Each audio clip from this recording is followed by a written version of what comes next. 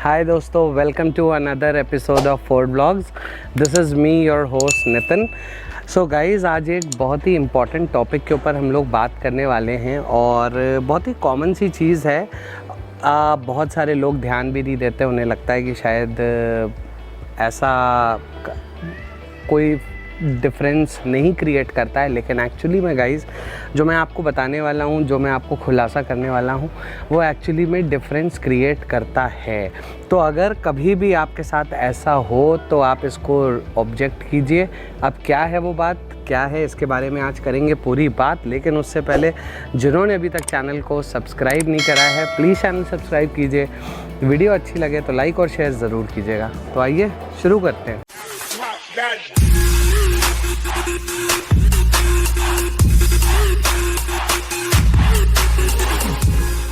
So guys, आपको एक बात बता देता हूँ। सबसे पहली चीज़ होती है वारंटी।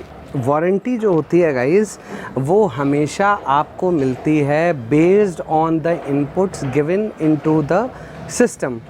यानी कि अगर आपको किसी भी गाड़ी में, आपकी रॉयल एनफील्ड हो या आपकी सुजुकी हो या आपकी कोई भी गाड़ी है, अगर इसमें आपको वारंटी रिलेटेड कोई चीज़ है या सर्विस रिकॉर्ड है गाइस, तो आप हमेशा अपनी गाड़ी का डिजिटल सर्विस रिकॉर्ड मांगिए।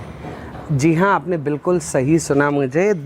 अगर आपको कोई भी डीलर, डिस्ट्रीब्यूटर या सर्विस सेंटर या सेल्स कोई भी आपको हैंड रिटन चीज़ें देता है, कि कोई आपको सर्विस का बिल हैंड रिटन देता है या आपको इनवॉइस हैंड रिटन देता है या फिर आपको कोई वारंटी क्लेम हैंड रिटन देता है, तो गाइस हैंड रिटन बिल्स और लीफलेट्स की कोई लीगल वैल्यू नहीं होती है जब ये सिस्टम जनरेटेड होते हैं। अब जैसे कि बहुत बार ऐसा होता है कि आप अपनी बाइक सर्विस कराने जाते हैं और आपको एक हैंड रिटन बिल मिलता है कि आपके इंजन ऑयल के ये हुए, इसके इतने हुए, उसके इतने हुए और ये टोटल आपका इतने पैसे का चार्ज हुआ।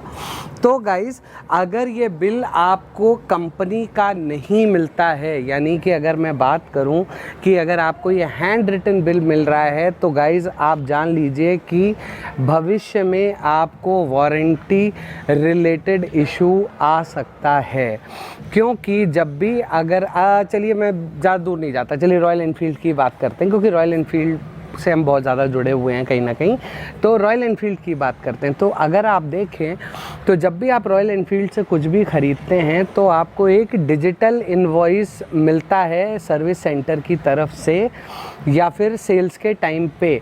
लेकिन अगर इसी की जगह पे आपको डिजिटल इनवॉइस ना मिल करके सिंपल हैंड रिटन इनवॉइस मिल रहा है, भले ही वो डीलरशिप के लेटर हेड पे हो या उसके सर्विस पैड पे हो, कहीं पे भी हो, तो गाइज़ वो डेटा रॉयल एनफील्ड के सिस्टम में नहीं है, जिसका एक ड्रॉबैक ये हो सकता है कि भविष्य में अगर आप कभी भी कोई वारंटी क्लेम करने की कोशिश करते हैं या फिर आप कोई भी ऐसा काम करने की कोशिश करते हैं जिससे कि आपको वारंटी चाहिए या फिर आपको अपना ट्रैक रिकॉर्ड प्रूफ करना है, तो वहाँ पे आपको दिक्कत आ सकती है।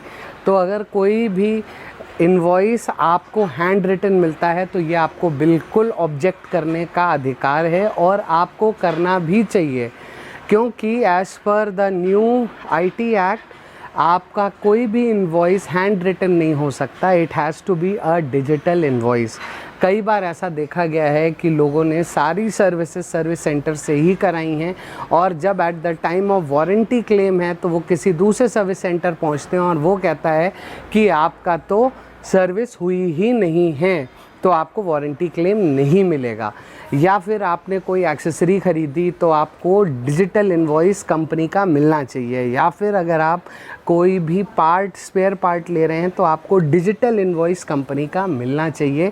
अगर आपको डिजिटल इनवॉइस नहीं मिल रहा है, यानी कि दोस्तों वहाँ पे झोल है, आपको भविष्य में प्रॉब्लम हो सकती है। स्पेशली उन गाड़ियों के लिए ये बात मैं कहना चाहूँगा जो कि अंडर वारंटी हैं कंपनी के साथ।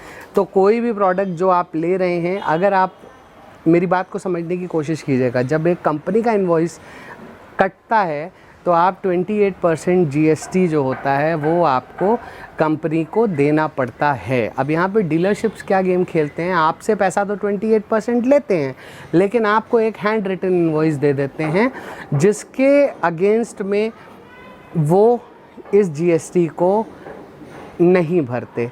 तो 28% के प्रॉफिट के मार्जिन के चक्कर में जो कि आपसे उन्होंने चार्ज किया है, आगे न देने की वजह से वो इस पैसे को नहीं दिखाते हैं।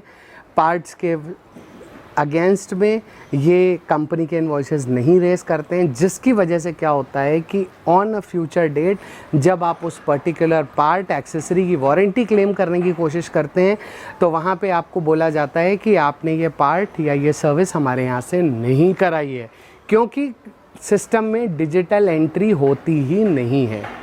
सो ये एक छोटा सा मैसेज था। बहुत सारे मेरे कुछ एक आधे दोस्त हैं जिन्होंने मेरे को बताया कि उनके पर्टिकुलर सिटीज़ के जो सर्विस सेंटर्स हैं वो आजकल सिर्फ एक कार्ड जैसा बना के दे रहे हैं जिसमें कह रहे हैं कि नहीं जी सब कुछ कवर्ड है। तो गाइज़ आप इस तरीके के स्कैम में मत फंसिए। अगर आप सर्विस करा रहे हैं तो आप प्रॉपर GST पेड बिल की डिमांड कीजिए। अगर आपको कोई भी कंपनी देने से मना करती है तो आप उसके पर्टिकुलरली कस्टमर केयर में कॉल कीजिए और आप अपनी कंप्लेंट दर्ज कराइए, क्योंकि आपका दिया हुआ पैसा GST पेड होता है, लेकिन बिल ना मांगने की वजह से आपका यही पैसा GST वाइट से ब्लैक में कब कन्वर्ट हो जाता है हमें पता भी नहीं चलता। तो जब भी कहीं जाएं, कभी बाइक के कोई पार्ट लें, गाड़ी के कोई पार्ट लें, सर्विस कराएं, उसका प्रॉपर GST पेड बिल मांगिए, क्योंकि वो आपसे GST चार्ज करते हैं। तो GST पेड बिल मांगना आपका अधिकार है। तो उम्मीद करता हूँ आज का ये छोटा सा एक वीडियो आपके लिए महत्वपूर्ण रहेगा, आपकी ड्राइविंग एक्सपीरियंस को बेहतर बनाने के लिए अच्छा होगा। With this note, this is me, Nitin and Vivek signing off from 4 Vlogs for the day. मिलेंगे आपसे बहुत जल्दी एक और नए वीडियो में। Till then, stay tuned, stay safe, stay secure. Goodbye.